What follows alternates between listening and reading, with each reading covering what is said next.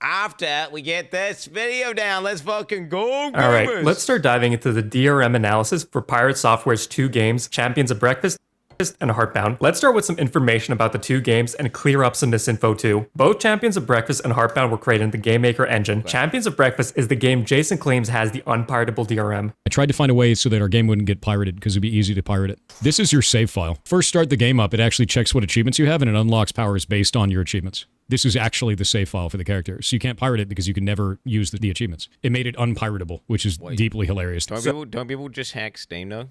Don't people just hack Steam though? I'm just saying that's the thing that people do, right?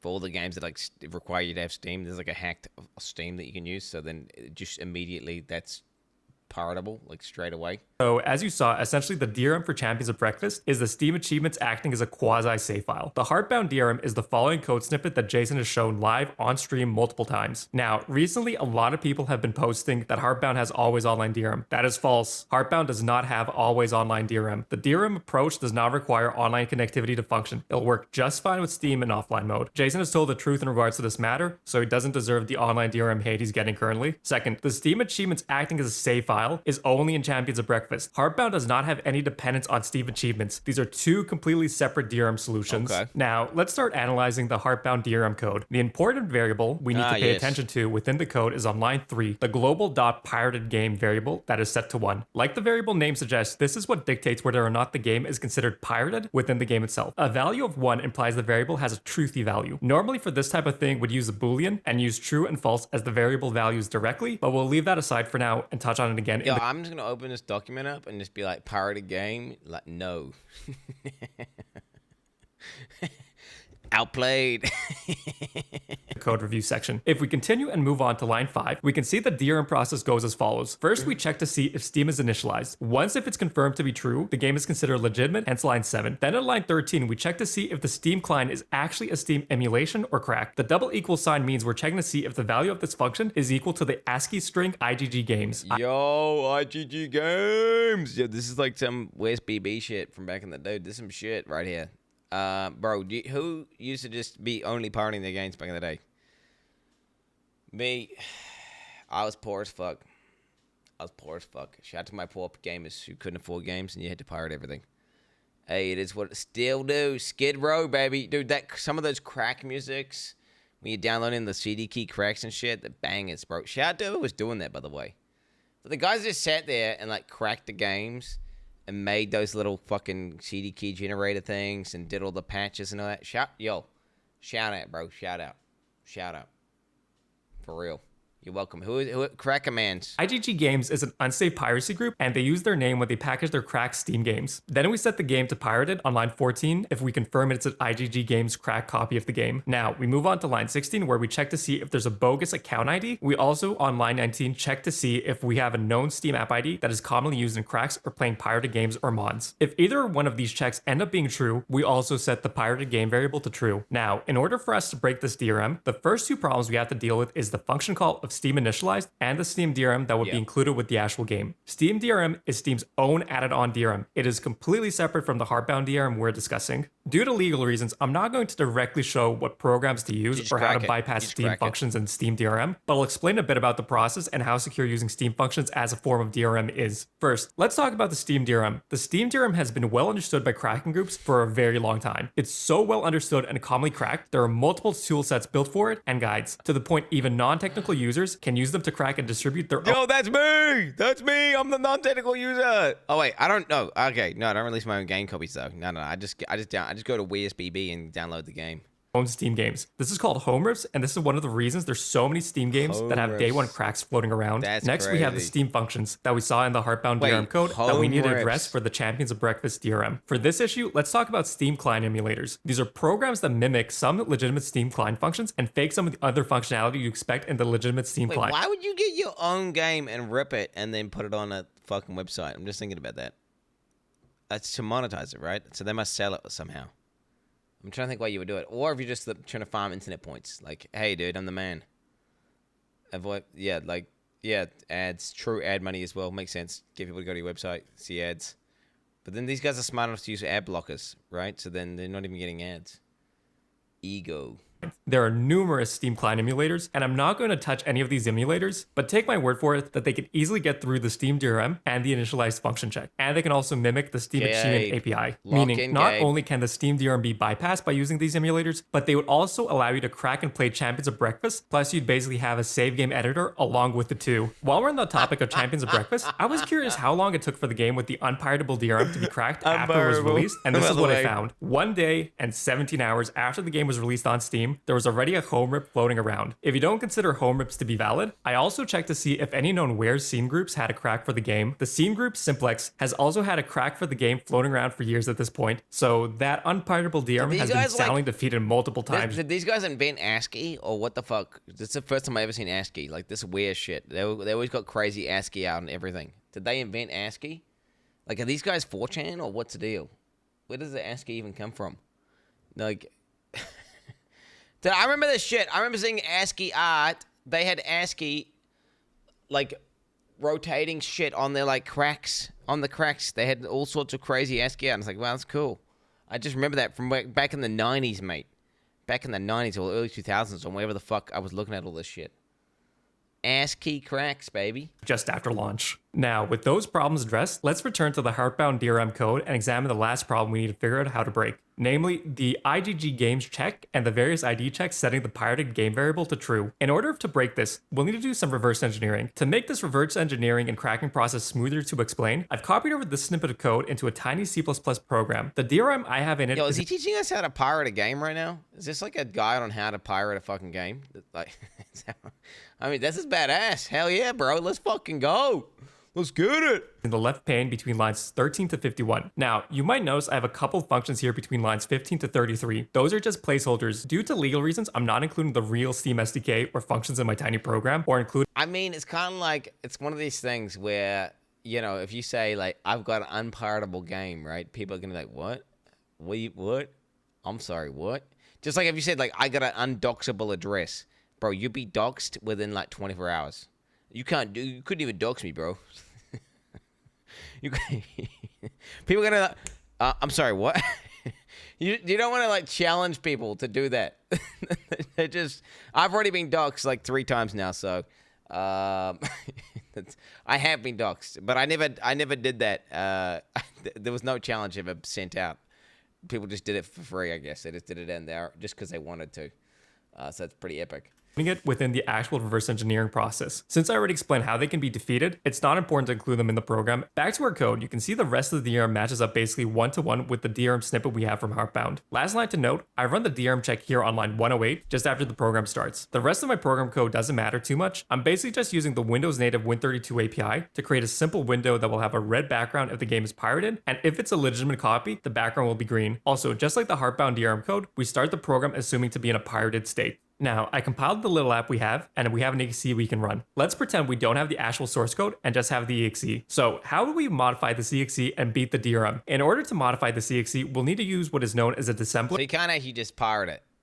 He's doing a mock one. I guess because if he streamed himself like pirating his game, that's probably not good for him because he could get sued.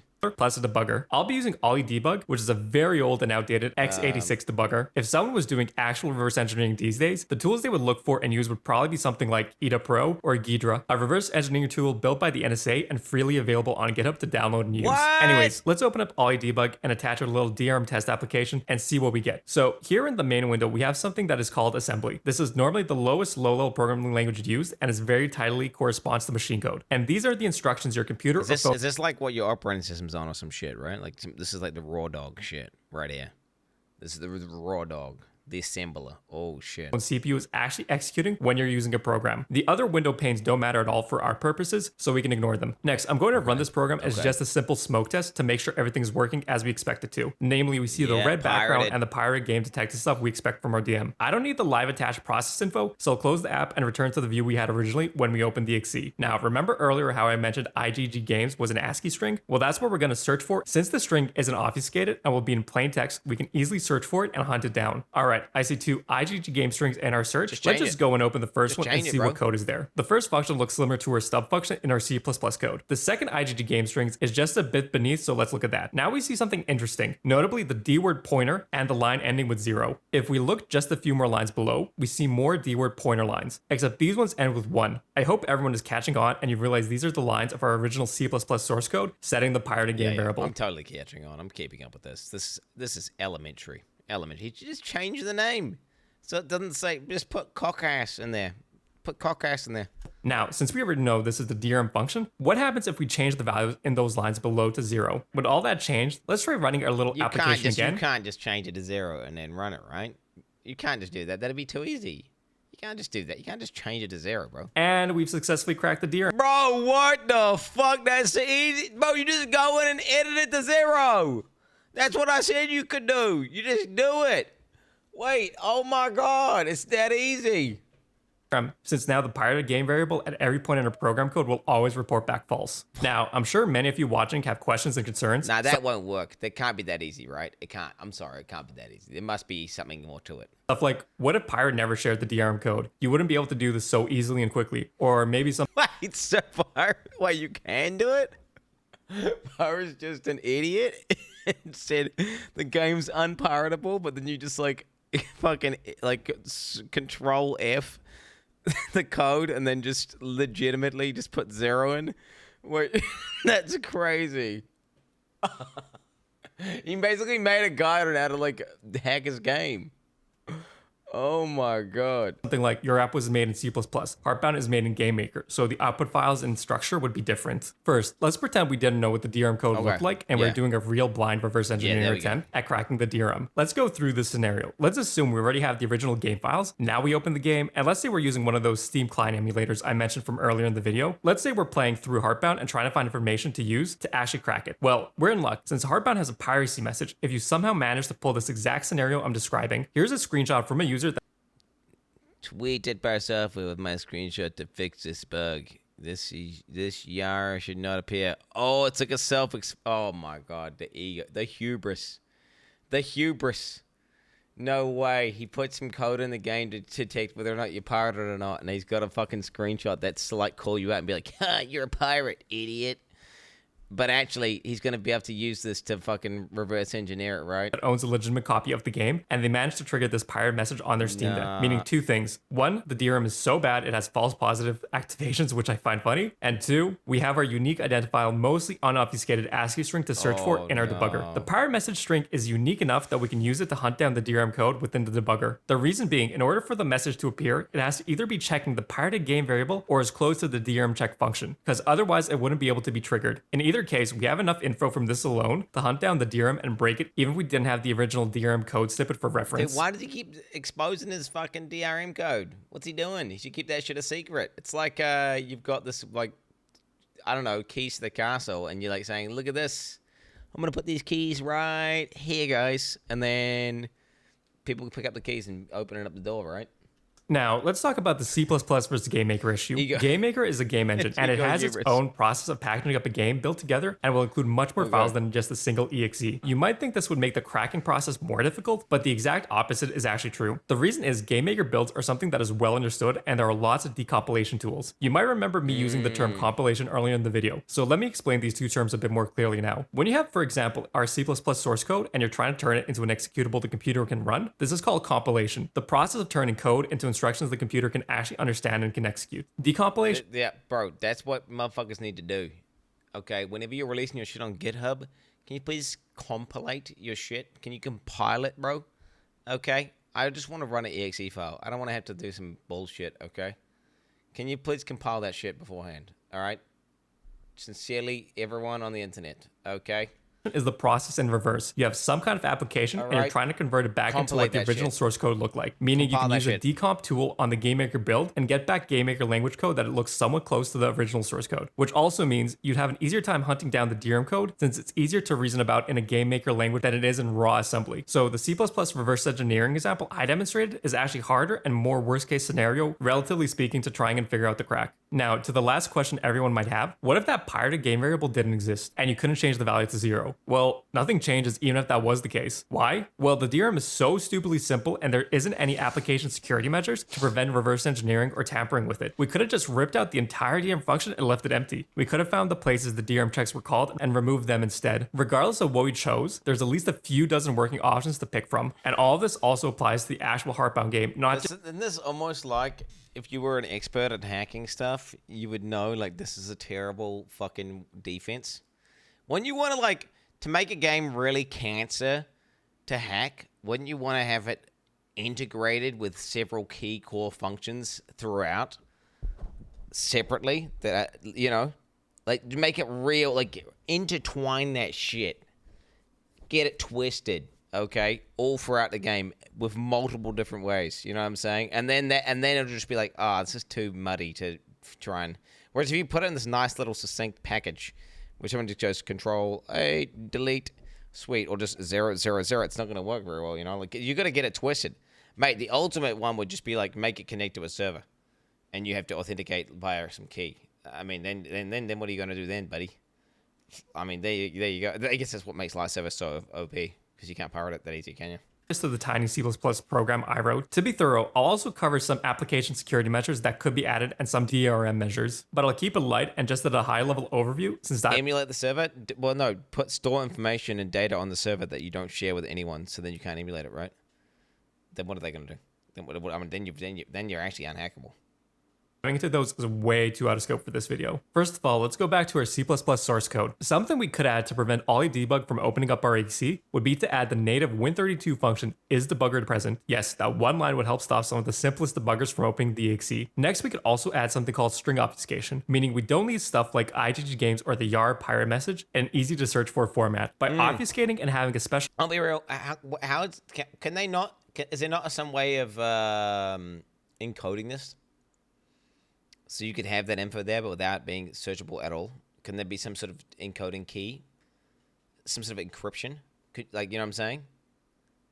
It's impossible. Function to decode the real strings, we could have prevented the search string stuff we did in the cracking process. Another simple thing we could do is what's called a checksum. Basically, we can have our own application look at part of itself and generate a special result from that. So in the case, if someone tried to crack the application by removing the DRM, the application portion being checked would be different, meaning the checksum generated now would be different from what's expected and as a result would fail. These are fairly common additional layers of defense for programs to help prevent tampering with the distributed program by end users. All right, with all that, I think we can start wrapping up this DRM analysis. And yes, there's a million more things that could have been done. And yes, there's a ton more application security measures that could be added. There's entire standard bodies around it. I just barely scratched the surface. Also, I'm not a hacker. I don't do this type of work professionally, and I don't mess around with this stuff in my free time either. I'm a complete novice when it comes to this area. But for context, if I didn't stop this video every few seconds to explain what was going on, the first attempt I took at cracking the DRM in total, uninterrupted, would have been 37 seconds altogether.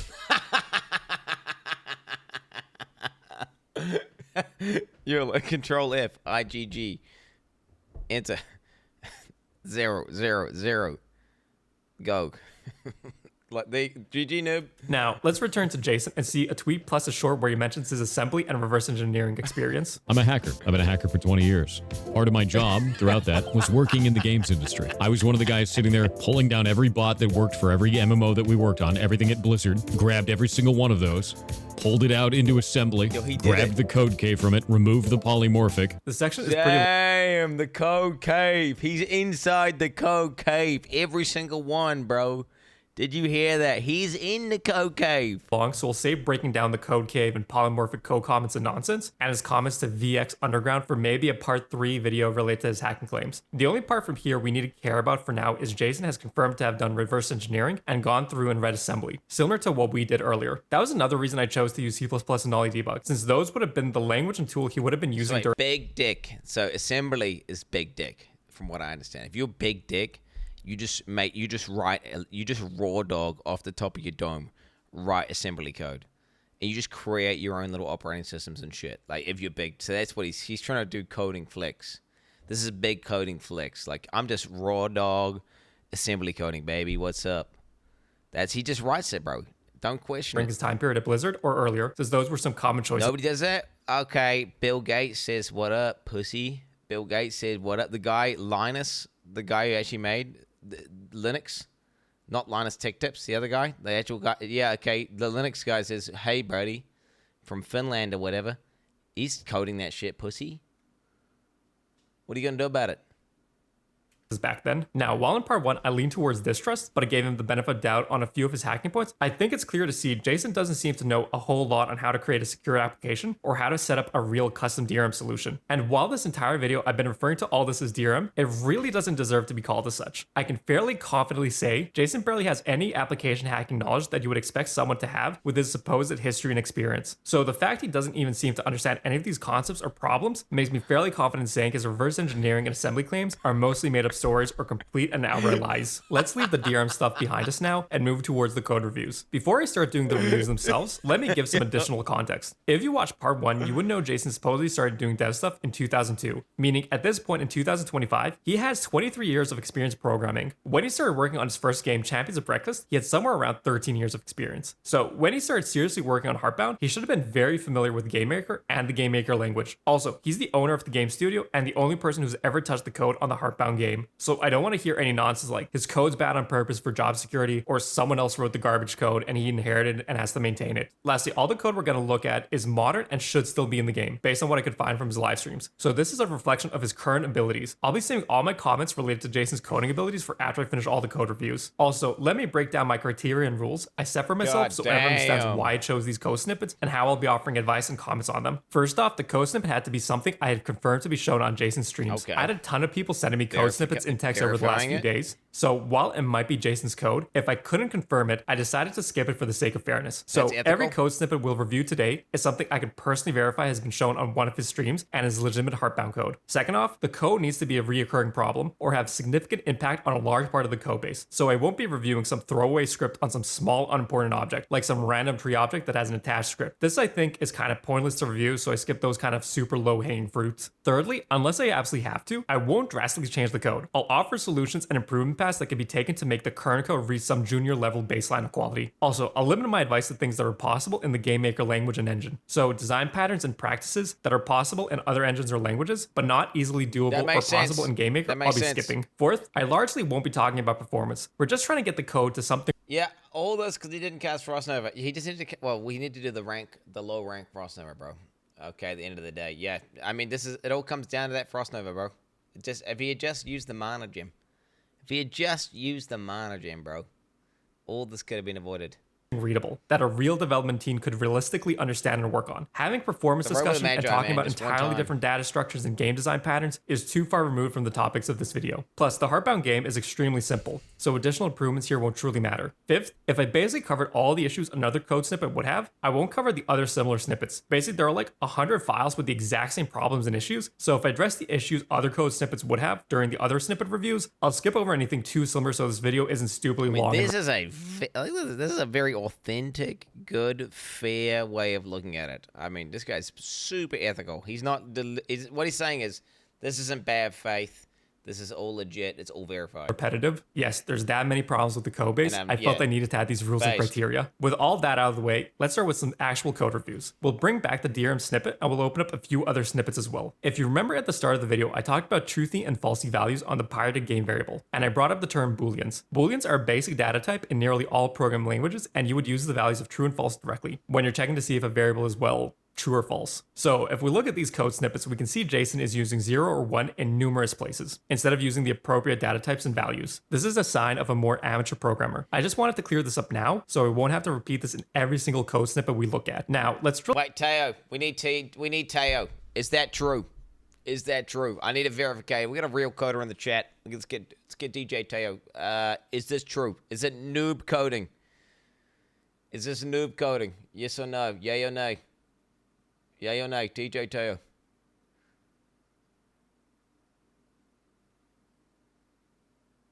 I learned that in one sentence. Where is he, bro? Is he still here? DJ Teo! We're doing an epic pause moment for you, bro. Huh? Yeah, we're trying to find out. Is it a noob? Oh my god, he wasn't even paying attention to the part. Dude, is this noob shit? Using zeros and ones everywhere. Okay. For true and falses. Is this like an amateur coding technique? 100% noob shit. DJ Teo confirmed. There it is, bro. 100% noob shit. Down into a specific code snippet, we'll start with the one from the bottom left. Alright, so the very first line, we already have a lot of issues here. So Jason is accessing a storyline flag in a single dimensional global array using a raw index number of 367. Both of those things are terrible, but let me explain what an array is first. Arrays are a basic data structure that stores a collection of elements. Let's go through a quick example. Imagine you have a row of boxes, and inside each box you add a number. To access a number inside a specific box, you would use what's called an index value. In GameMaker, array indexes start at 0. Another nice thing with arrays, there are lots of functions built into your programming language, making it much nicer to work with. Arrays are a basic program concept and near universal in all languages. Now, let's deal with the index number 367. This is what we call a magic number. Magic numbers in programming are when you use a number directly to check or access something, and there's no way for someone reading it to have any idea what it could possibly mean or refer to without someone else explaining the intent or finding a different file that might hold the context needed. Jason uses magic numbers across all his files in codebase. So for us to get context on this, let's pull up another code snippet that has the storyline, array comments, and logic. Okay, there's another huge issue with this code snippet too. Something I'll refer to as code change blast radius. To better understand what blast radius is, let's imagine we're looking at lines with indexes of 207 and 208, dealing with something called middle storyline flags. Let's say one day we want to add another storyline flag or event for this section called middle. We have two options here. Option 1, we go to the end of this array and add in a completely unrelated area of the array, another middle event. So this array has something like 560 indexes, meaning if we added a new one at the end, our middle event flags would be indexes 207, 208, and 561. This is absolutely terrible since logic events that should be together are at completely random spots inside the array. This causes a whole host of issues. The code becomes difficult to read. Wait, this is analogous to real life. Wait, what the fuck does this happen in real life? This shit happens in real life when you're like storing stuff. It's almost like you're writing in a book. You're writing in a book, right? And you're doing a story, and then you have to add something in, but it's in pen, so you can't just kind of edit it in. So then you got to write it like you got to flip through like 10 pages and then write it down, and it doesn't make any fucking sense when you do it like that. Yeah, it's like when something's printed. Yeah, it's just this is not good at all. Not good at all. Don't do that, bro. About the magic numbers become even more challenging to maintain and use. It's so obtuse that the odds of maintaining and using this code decreases the more this array is expanded on. So what's option 2? Well, it would be nicer if it was at line 209. So it's logically grouped together, but in order to do that, we need to bump all the other indexes by 1. So the old 209 would be 210, old 210 would be 211, etc. Unfortunately, this is what we call a nightmare code change or refactor scenario. Can it not do that? Can the program? I know something like Excel would just do that. You would just like scroll down and it would just do it. Since if we wanted to do that, we would have to go by hand and update every single index after 209 within this file. Then we'd have a near 100% code change blast radius. Since if we change those indexes, every other file using those storyline flags. Oh, and it would brick every other reference and every other bit of the code. Oh, shit. That would just be terrible. Oh, that would be terrible. And then you had to go through and change all of the other array references and every other part of your code that references a number. Well, you just wouldn't do that, would you? You just wouldn't do that. That just, fuck that. Fuck that. Is going to need to update their index number by 1 if they're at the 209th index or greater. Essentially, the structure is so bad and unwieldy, it's basically impossible to maintain or extend in a good way as it is. Let's deal with the magic numbers first, then we'll discuss a better way to do the story flags. We have 2 options when it comes to the magic index numbers. We can use const values or enums. Const values are just a named variable with a value that will never change. What I don't get is this. Why can't you use, instead of like this array bullshit, why can't you just have a unique identifier? That it just, this is that object, right? The dog is like called and it's just a unique identifier for that thing, and then it never changes, and then that's always just links to that thing, and you don't have to have it in an array. You know what I'm saying? Because that just seems like a way better way of doing it. Because that's how I would do it. All right, you just code it like that. Don't do this. Okay, because this is. I mean, the reality is, mate. We can use const values or enums. Const values are just a named variable with a value that will never change. Enums are a data type that contains its own list of named constants. Enums are a much nicer choice to work with, so we'll go with them. With this enum defined, we can update the global storyline array where index 207 and 208 are with the enum values. Now, isn't this better? Now we have some context for what the storyline array indexes for. Plus, if we return to our previous code snippet, we could change all these magic numbers into enum values. So 367 could be an enum force value, 330 33 could be an enum value for a town, and the 1 and 2 that is Fern and Road could also use a character enum. Now we have our first code improvement. The storyline flag structure still isn't good, but we've reduced the blast radius of changes from the entire code base to basically just one file. Since we have a nice abstraction. I mean, bro, what the fuck? Why would you ever do that other array dog shit? And like, I'm sorry, why would you ever do that? Like, unless it was just signifying like numbers or something. Why would you like? I'm so confused. Why you would ever like? That's insane. Away from the raw index number, we just need to update the enum and the storyline array to have new flag options without having to update the rest of the code base. This also helps with something called developer experience, DX for short. GameMaker includes what we call an IDE, or integrated development environment. Basically, an IDE helps you to code and easily refer to code and values across your code base. So if we use, let's say, the enum example, and we started typing in middle and then dot, the IDE would show us the values under the middle enum, meaning we don't have to search for the file with the enum to see what values we can use under that specific enum. We also don't get a bunch of random type suggestions that don't apply to this situation. Having good DX is important when working in a team, and I'd argue critical if you're trying to build and program something solo in a reasonable. Yeah, well, hey, Pirate's not on a team, mate. He's single-handedly coding this like by himself with his 20 years of game-making experience. Okay, buddy pal.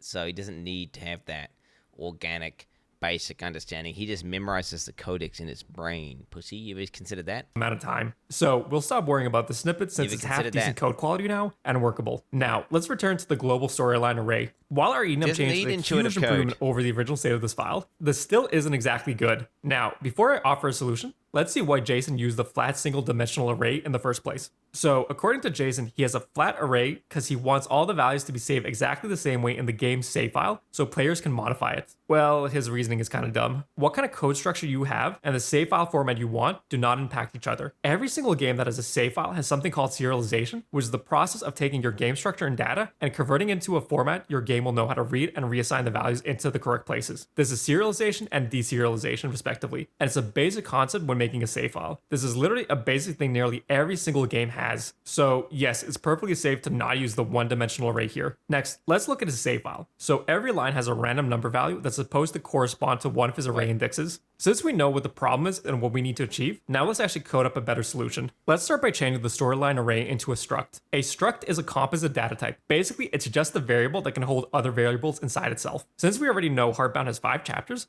I'll further split up the structs for the 5 chapters to have some. Okay, a variable that holds another variable inside itself. That's a double variable. Oh, she's like a dream within a dream. Separation of concerns. Here we can see what the structs look like. We have at the top level our chapter, then we have our area of that chapter, and finally within the third level we have our storyline event. What's so nice with this approach is we can now ditch the enums entirely. We can access the storyline flags like this, for example, chapter 1, dot, middle, Joe sunglasses. Not only is this incredibly clear on what value we're trying to access, but now we also have nearly no code change blast radius if we want to modify a flag or add a new one. The setup also makes it safer if we're working in a team, since now if any changes are made to any of these structs, you wouldn't cause cascading issues to the rest of the flags, as was the case with the raw index usage. While this is nicer to use, this isn't but why would you want to be efficient, succinct, logical, and make it easy to understand, okay?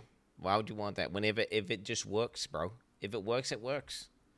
Okay. Only benefit. In GameMaker, it's incredibly easy to iterate through a struct. So what we can do for the save game logic is the following. We can take our struct, go through the key value pair, and since we know the depth level, we can nicely format the save file to include the chapter, the section, and the story flags. For example, here we can clearly see which flag is for Joe's sunglasses. Another huge benefit using these key values directly from the struct is we added some freedom to make refactors and code changes possible. Since we have the struct key inside the save file for the flag, in the future, if we wanted to change our code order of flags or add new ones, the struct of the save file wouldn't matter. We'd still be able to easily read in the right values. I think this is an important thing to care about. Since the game Heartbound is still in early access, the odds of changes occurring to the various parts of the game are high. And with this save file approach, we're basically in the clear to be as wild with our code changes as we want, and still ensure every player that's keeping up with the game updates is never negatively impacted by them. Also, one other minor thing, I threw in the save file or version number at the top of our example. This helps ensure if we're making drastic changes between game versions, you can easily check what version of the save file you have and internally how to update it. Basically, it's just a good practice to ensure players aren't impacted by the behind the scenes work in progress on the game. With this solution done, let's now look at the code comments from the original snippet. With their structure and clarity, we can start cutting out large portions of these comments. We could keep the value conditions since that seems fine. While on the topic of comments, let's pull up some of the other snippets again. The comment frequency is way too high in Jason's code. Code should be self-documenting. Comments are perfectly fine to add if there's some special conditions or some other oddity surrounding the code usage. Can you put memes in the code comments? Is that what, if you're working on a project with other people, can you be like, lol W dog or something? Right? Can you put something in there? Because that's what I would use the code comments for, I feel like. I'm going to just write basis fuck code, which is super ultra succinct to the point. You just look at it and just like you're Neo, you're basically seeing what's happening because it's that self-explanatory. You wouldn't need a comment. That's how good my code would be. And then I would just use the code comments to just put memes in. That's what I would be doing. Okay. That's the come. Do you really? That's what you're gonna do? You put in what come in your code comment. Sounds amazing. Then if a hacker ever gets in there, you got all these badass memes in there, bro. You know what I'm saying? Just like, what do you mean dog dicks? Some of these code comments are just worthless. For example, here he comments what the function call is going to do. There's no surrounding code inside the brackets to affect the function, and there's no parameters. If this needs a comment to understand what it's going to do, that means you should be renaming your function. Wait, is the code comment compiled into the game? Probably not, right? Maybe the comments are like benign. Maybe that's like uncompiled they're there, but then when they compile it, it deletes. Yeah, fuck. So they would never have that.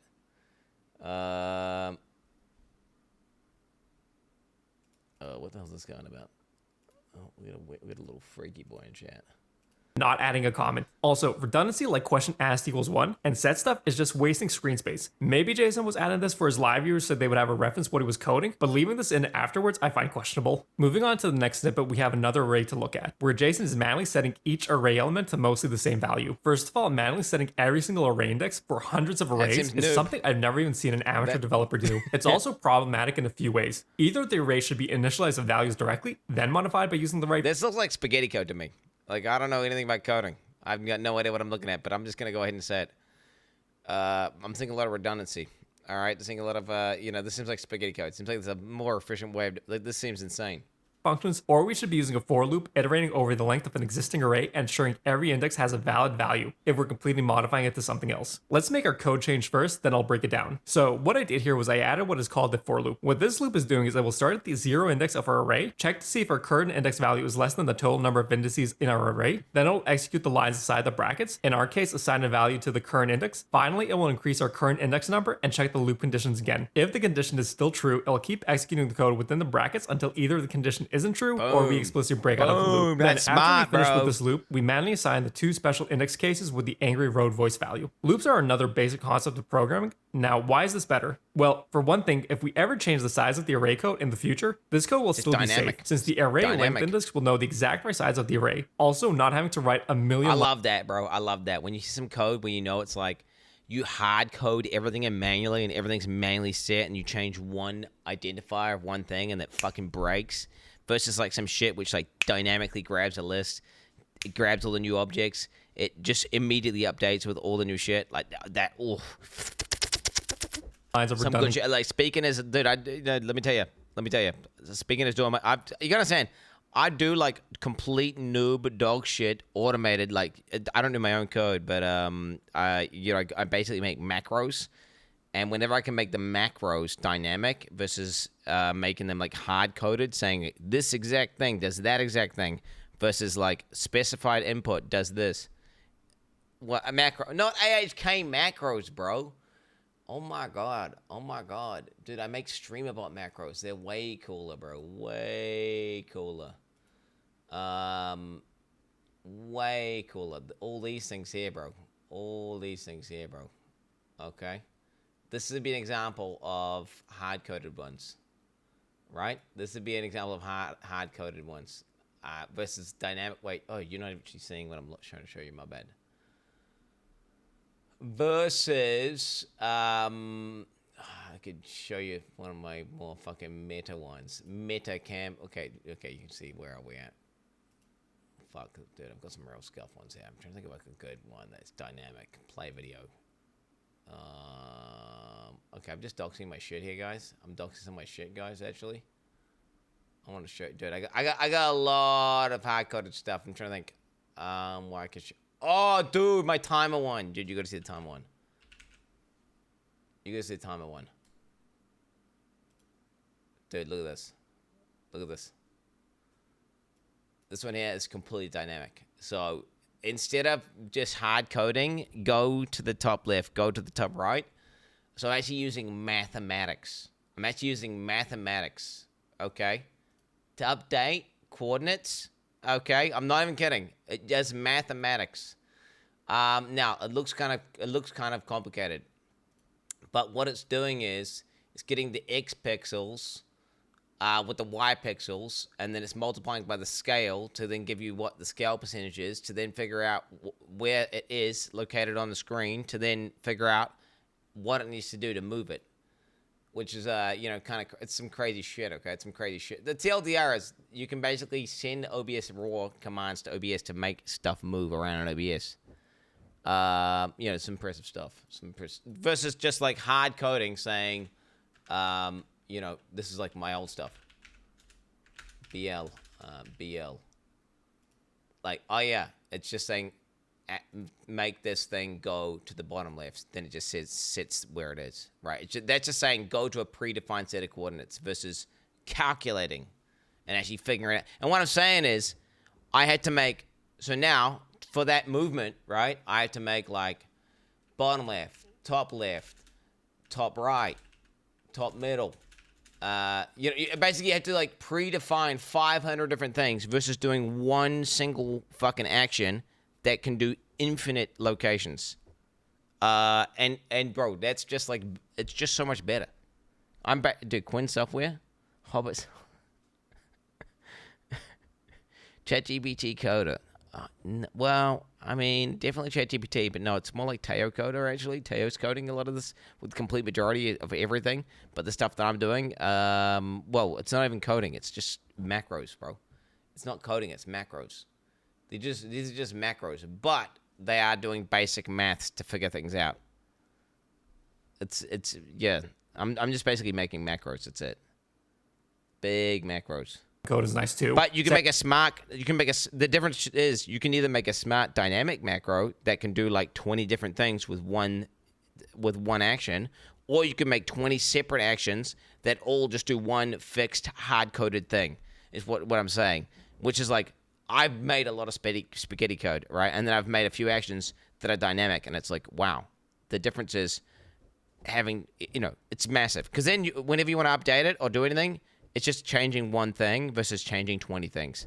It's legitimately like what he's saying, the blast radius. If you've just got one action that does it all, well, then the blast radius is you just update that one thing. Or, well, guess what? Sometimes that shit's just dynamically updating, so you don't even need to change it at all. Versus if it's hard-coded, you change one source, well, now it's fucked.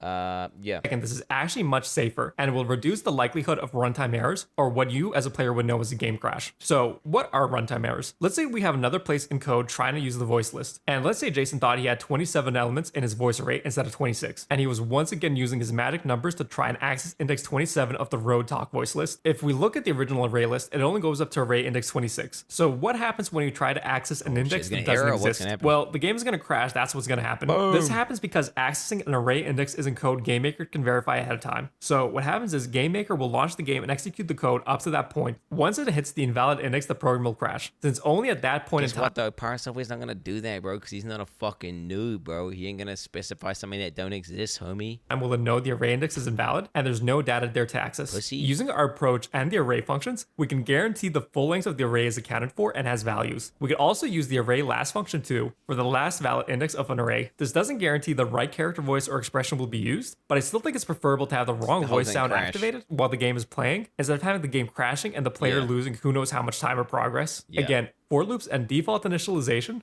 are very beginner level concepts and near universal in all programming languages. All right, last snippet we're going to look at for this video. Here we have a gigantic switch statement with multiple repeating cases, and the total case amount being like 1,000 cases for one possible branch path. There's a second branch path where there's like another 100 switch cases inside it too. I think Jason might be trolling us with this one. Let's start with the simple improvement for the multiple cases that are exactly the same code. Normally, when you have constantly repeating code, you write a function to call it to reduce code duplication and to reduce the possibility of incorrectly copying code, introducing Yellow and red highlights are repeated multiple times in in the 1,000 cases. Yes, really. Wait, what? Bugs into your program. So if we create a function to reduce the amount of repetition we do, there's a lot of benefits. First, it's a lot easier to read and manage the code and the various cases. Second, it reduces the possibility of doing something incorrectly, especially when you're doing the same step hundreds of times. Again, better developer experience too. If you have common behaviors in a function, you don't need to manually type out the steps for every common dialogue behavior. It also speeds up development. Since Heartbound is a primarily story-driven game, the more of these common functions you have, the faster you can make cutscenes and dialogue scripts. Now, how do we improve the 1000 switch case? Well, I thought about this for a while, and I think the fastest way to improve it is we take it and we throw it in the trash and never look at it again. There it is, bro. There it is. There it is.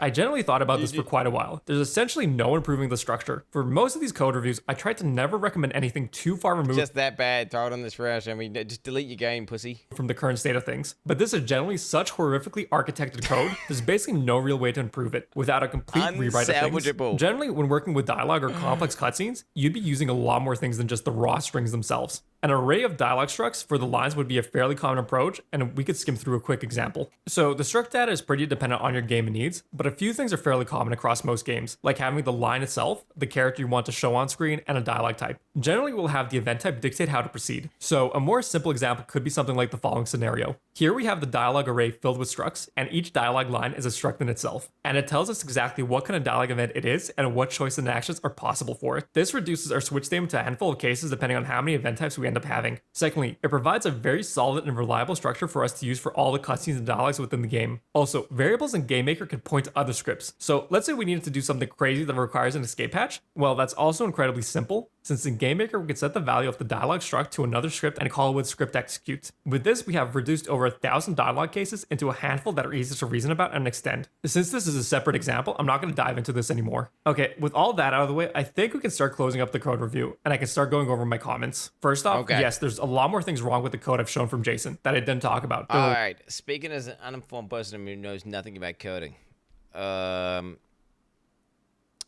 yeah, PirateSoftware bad, bro. Fucking spaghetti code out the wazoo, bro. Fix your shit, mate. Get it. Come on. Lock in, bro. Throw that shit in the trash and just recode it. But better, bro. You're a 20-year vet. Come on, lock in. Way too many things to nitpick, so I try to limit my comments to the biggest issues. I also try to avoid offering changes or advice that is too far detached from its current structure and setup. That's why I didn't run through multiple solutions. Also, I didn't talk about any actual game design patterns, since that would be another video into itself, and he wasn't actually using any inside his code. Next, during the code reviews, I wasn't explaining any special concepts or anything. All of the Boolean stuff, the for loops, the safe default initialization, using functions with parameters, enums or const stuff, all of that is literally intro level program concepts. There was at no point in the code reviews where I went above a junior level developer's expected knowledge. Well, except maybe the struct iteration and the save file stuff. To help put this in perspective, let's pull up the Stanford CS 106A Intro to Programming course. This is a first year, first semester type of course. It's incredibly similar to the one I took during my first year of college. And let's just look at the things you learn in. Basically, everything I discussed in this video is stuff you learn in this intro level course. The fact Jason doesn't even seem to have a good understanding or know about some of these things is just baffling. If we consider his 2002 LinkedIn start date as when he started learning about programming, that means as of today in 2025, he has 23 years of experience programming. I'm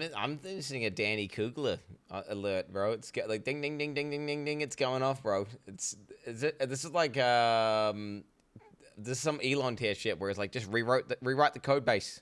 Just I don't know if you guys remember with Twitter. There's some Elon tier shit. It's some classic. Yet somehow, he doesn't even seem to understand the most basic entry-level concepts in programming. It doesn't matter what programming languages you use or learned, these concepts like loops and booleans are essentially universal in nearly all languages. Now, someone might argue he doesn't have 20 years of game maker experience. I don't think that's a valid argument, but let's go through it anyways. His first release game was Champions of Breakfast, and he spent roughly 8 to 9 months on it. So for Heartbound, he should have had a pretty good understanding of things. If I wasn't making this video, I probably never would have touched game maker in my entire life. The entire time it took me to grasp the game maker language and write the code you saw in this video was roughly 2.5 hours. So I'm not giving Jason any passes due to a lack of experience with game maker. Now, I avoided Wait, you've been knowing for like how many years has he been doing that game for now?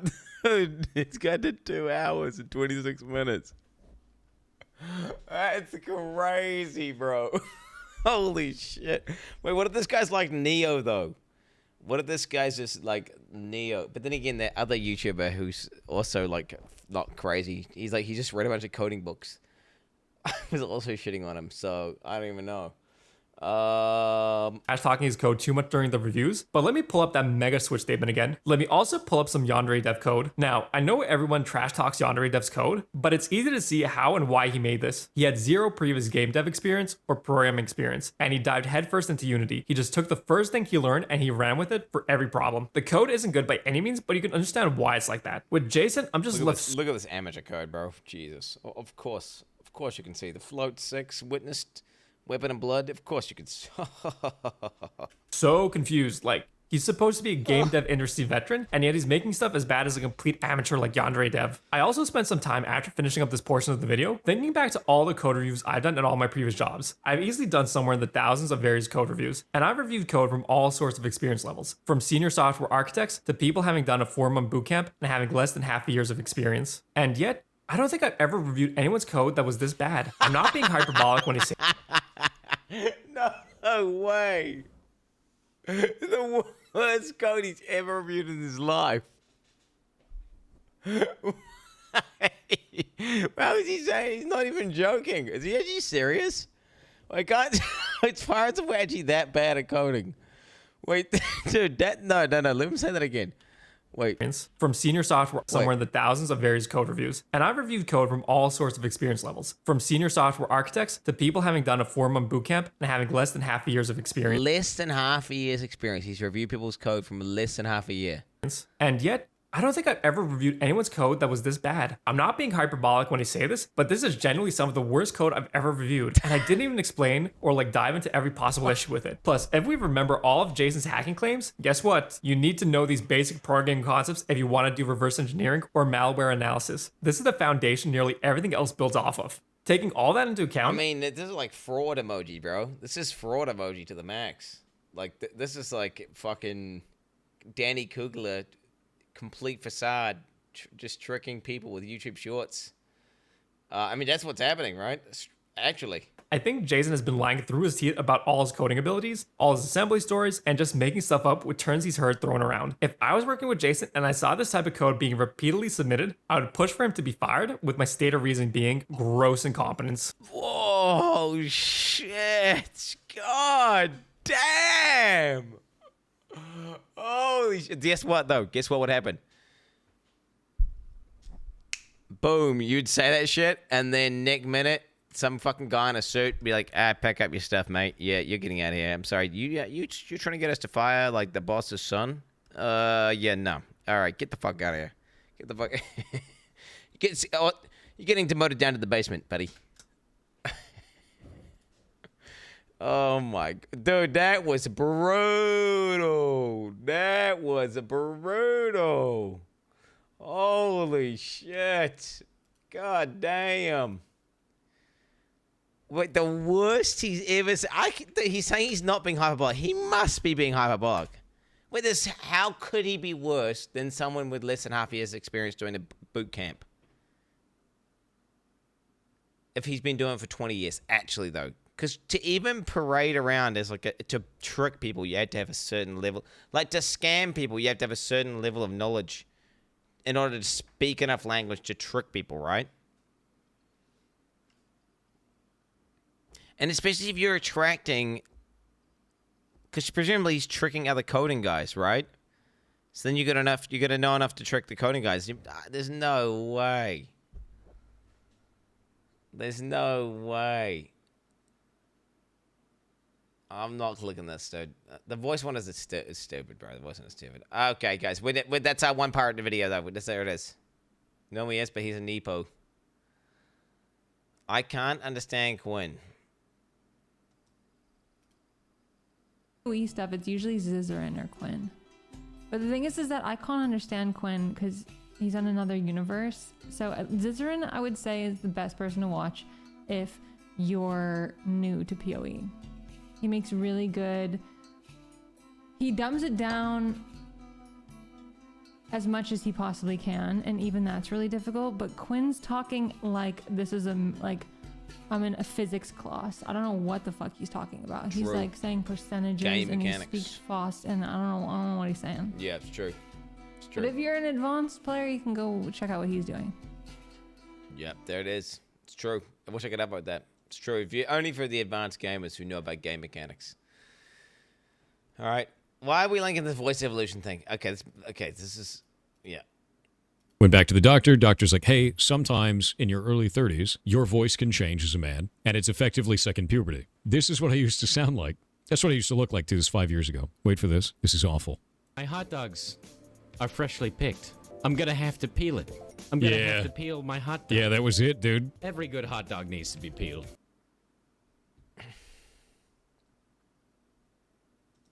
So wait, he put a compressor in his voice, bass boosted it, and then changed the hue in his camera. There it is, bro. Second puberty. It is what it is, man. It is what it is. Bro. Second puberty. What's up, boys? Yo, it's me, Quin 69. Yeah, you doing today? Fucking second puberty, bitch. Who wants to get your ass back here? Yeah. No, but what is this? Anorexic